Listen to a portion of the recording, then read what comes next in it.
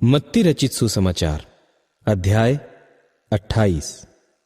सब्त के दिन के बाद सप्ताह के पहले दिन पह फटते ही मरियम मगदलिनी और दूसरी मरियम कब्र को देखने आई, और देखो, एक बड़ा भूईडोल हुआ, क्योंकि प्रभु का एक दूत स्वर्ग से उतरा और पास आकर उसने पत्थर को लुढ़का दिया और उस पर बैठ गया।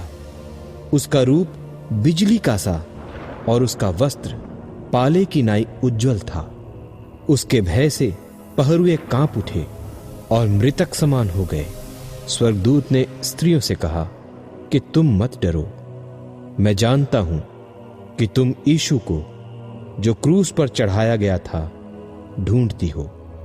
वह यहां नहीं है, परंतु अपने वचन के अनुसार जी उठा है।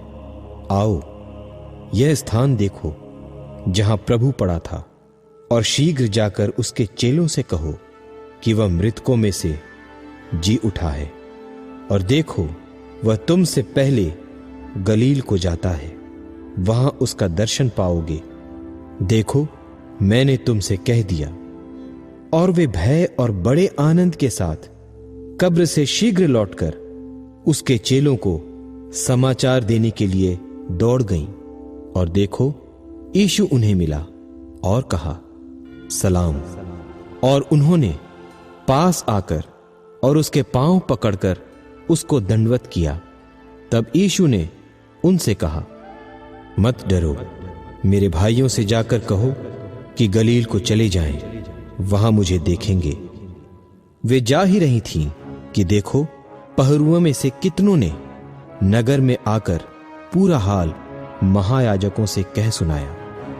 तब उन्होंने पुरनियों के साथ इकट्ठे होकर सम्मति की और सिपाहियों को बहुत चांदी देकर कहा कि यह कहना कि रात को जब हम सो रहे थे तो उसके चेले आकर उसे चुरा ले गए, और यदि यह बात हाकिम के कान तक पहुंचेगी तो हम उसे समझा लेंगे और तुम्हें जोखिम से बचा लेंगे।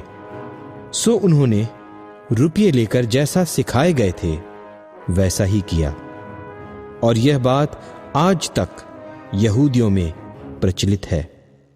और 11 चेले गलील में उस पहाड़ पर गए जिसे यीशु ने उन्हें बताया था, और उन्होंने उसके दर्शन पाकर उसे प्रणाम किया। पर किसी किसी को संदेह हुआ। यीशु ने उनके पास आकर कहा कि स्वर्ग और पृथ्वी का सारा अधिकार मुझे दिया गया है, इसलिए तुम जाकर सब जातियों के लोगों को चेला बनाओ और उन्हें पिता और पुत्र और पवित्र आत्मा के नाम से बपतिस्मा दो, और उन्हें सब बातें जो मैंने तुम्हें आज्ञा दी हैं मानना सिखाओ। और देखो, मैं जगत के अंत तक सदैव